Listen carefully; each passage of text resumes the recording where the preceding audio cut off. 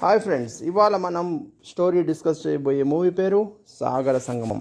1980స్లో కమల్ హాసన్, జయప్రద కలిసి నటించిన ఈ అద్భుతమైన సినిమాకి కె విశ్వనాథ్ గారు డైరెక్టర్.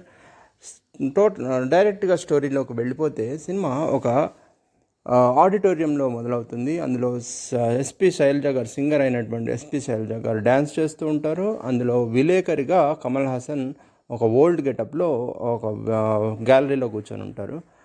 ఆ చూసిన ఆ డ్యాన్స్ని చాలా క్రిటికల్గా క్రిటిసైజ్ చేసి న్యూస్ పేపర్లో రివ్యూ రాస్తారు. దాంతో రివ్యూ ఏం బాగోలేదని శైలజ తిడుతూ ఉంటే ఆమె మదర్ అయినటువంటి జయప్రద ఎవరు రాశారు అంటే బాలు అంట అని చెప్తుంది. వెంటనే శైలజ, ఆమె మేనేజర్ ఇద్దరు కలిపి ఆ విలేకరి రిపోర్టర్ ఉన్న న్యూస్ పేపర్ దగ్గరికి వెళ్తే అక్కడ బాలు కలుస్తాడు.